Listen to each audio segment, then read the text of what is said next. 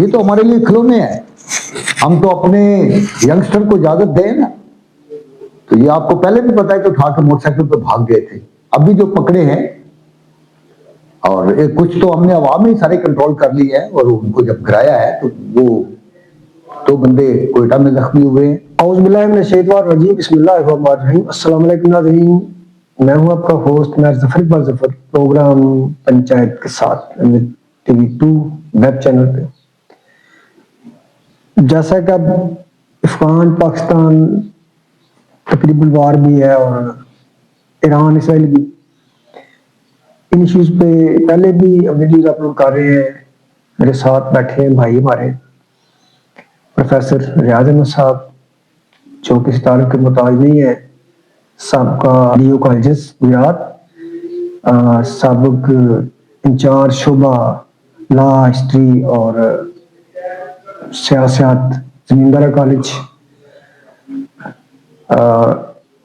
ایک دن پہلے ہماری ویڈیو اپلوڈ ہوئی تھی ایران اسرائیل وار کے حوالے سے، ان کا ایک منفرد تجزیہ تھا افغانستان میں بھی. اور آج پھر سے ہم ایک سوال کر رہے ہیں کرنٹ ایشوز پہ. السلام علیکم پروفیسر صاحب، کیسے؟ جی وعلیکم السلام، بہت شکریہ سر. پروفیسر صاحب، اس سے پہلے آپ نے ایک تجزیہ کیا تھا جو کہ ہمارے حالات کو الٹی تھا، لیکن لوگوں نے کافی پسند کیا کہ پاکستان ایران وار نہیں بلکہ پاکستان دس کر کے گند صاف کر رہے ہیں. اور ابھی وہ گند اتنی اونچائی سے پاکستان کے اندر آ گیا ہے، یعنی ریسنٹلی کل جو ہے یہ افغانستان نے ڈرون حملے کیے ہمارے کچھ شہروں پہ. کچھ متضاد خبریں آ رہی ہیں. تو آپ کا موقف تھا کہ یہ باقاعدہ جنگ نہیں ہے، تو کیا اب باقاعدہ جنگ شروع نہیں ہوگی پاکستان افغانستان میں؟ بسم اللہ الرحمن الرحیم. جناب ظفر صاحب، میں تو آج بھی اسی موقف پہ ہی ہوں کہ پاکستان اور افغانستان کی کوئی باضابطہ یا باقاعدہ جنگ جو ہے وہ نہیں ہے اور نہ ہی ہوگی انشاءاللہ. نہ ہم ایران کے ساتھ لڑ سکتے ہیں، نہ سعودی عرب کے ساتھ لڑ سکتے ہیں، نہ ٹرکی کے ساتھ لڑ سکتے ہیں. ہم کسی مسلمان ملک کے ساتھ، کسی مسلم سوسائٹی پہ ہم جنگ مسلط نہیں کر سکتے. ہاں البتہ اگر کوئی گڑبڑ ہوتی ہے، کسی سازش کا وہ شکار ہو کر ہمیں ڈسٹرب کرنے کی کوشش کرتے ہیں، تو وہ اس کے لیے ہم اپنی تحفظ بھی کریں گے، سیفٹی بھی کریں گے اور اس کو کاؤنٹر بھی کریں گے. اور کاؤنٹر بھی اس حد تک کہ وہاں کے عام شہری کو، وہاں کے مسلمان کو، وہاں کی آبادی کو، وہاں کے بچوں اور خواتین کو کوئی نقصان نہ پہنچے. یہ پیورلی سازش ہے انڈیا کی اور اسرائیل کی، جو پاکستان کو ڈسٹرب کرنا چاہتے ہیں، جو پاکستان کو ٹف ٹائم دینا چاہتے ہیں.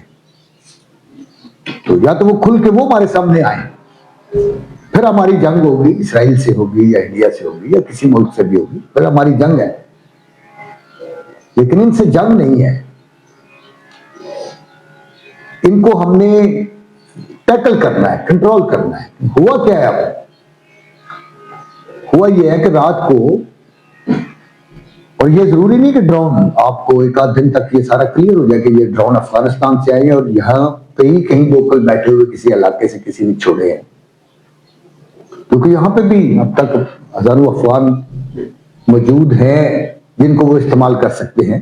جہاں سے وہ ڈرون وہ پکڑے گئے ہیں، ہمارے لیے تو وہ کھلونے ہیں. ہمارے لیے وہ ڈرون، جب اب لفظ ڈرون کا بولا جاتا ہے تو لوگ خوف زدہ ہیں کہ شاید یہ وہ طرز کے ڈرون ہے جس طرح وہ فرعون پھینک رہا ہے اور وہاں پہ تباہی اور بربادی ہے. یہ تو ہمارے لیے کھلونے ہیں. ہم تو اپنے ینگسٹر کو اجازت دیں نا. تو یہ آپ کو پہلے بھی پتا ہے کہ اٹھا کے موٹر سائیکل پہ بھاگ گئے تھے. ابھی جو پکڑے ہیں اور کچھ تو ہم نے عوام ہی سارے کنٹرول کر لی ہے اور ان کو جب گرایا ہے تو وہ 2 بندے کوئٹہ میں زخمی ہوئے ہیں. ایک کوارٹ اور ایک راولپنڈی میں زخمی ہوا ہے، معمولی زخمی، اور انہیں فوری ٹریٹمنٹ دے کے فارغ بھی کر دیا گیا، ہاسپٹل سے گھر بھیج دیا گیا ہے. یہ ان کے اندر کی انڈیا اسرائیل کی امریکنز کی وہ آگ ہے، وہ تعصب ہے جو مسلمانوں کے بارے میں اور پاکستان کے بارے میں پائی جاتی ہے. میرا خیال ہے کہ دنیا میں کوئی بدترین شخص بھی ہو, گرا ہوا شخص بھی ہو, جاہل بھی ہو, تو جو الفاظ ٹرمپ نے استعمال کیے ہیں, ہم میں سے تو کسی نے اس طرح کے الفاظ ٹرمپ کے بارے میں استعمال نہیں کیے. تو اتنی گری ہوئی حرکت, اتنی گری ہوئی سوچ, اتنی بڑی سیٹ پہ اتنے بڑے ملک کا سربراہ اگر اس طرح کے ریمارکس دیتا ہے ایک قوم کے سربراہ کے بارے میں, جنگ اپنی جگہ پہ ہے, آنر, عزت اور اس کے اسٹیٹس کا خیال رکھنا اور لوگوں کے جذبات کا خیال رکھنا, تو مجھے بڑی تکلیف ہوئی ہے.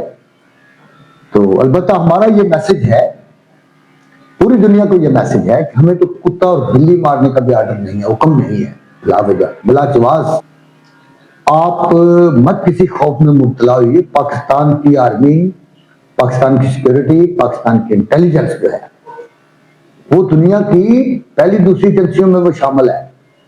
آپ نے وہ بڑے بڑے نام جس طرح سن رکھے ہوئے تھے نا, امریکہ ہے اور وہ سپر پاور ہے, نہیں, آنے والے وقت کی سپر پاور پاکستان ہے. آنے والے دور کا سپر پاور جو ہے وہ ایران ہوگا, اور یہ مسلم امہ جو ہے یہ اکٹھی ہو جائے گی, اس کو قیادت جو ہے وہ ملے گی. یہ جو بند گلیوں میں ہم شکار تھے, چھوٹے چھوٹے فرقوں میں ہم بٹے ہوئے تھے, علاقائیت میں بٹے ہوئے تھے اور دوسروں کی غلامی کر رہے تھے, اب یہ وقت آ گیا ہے.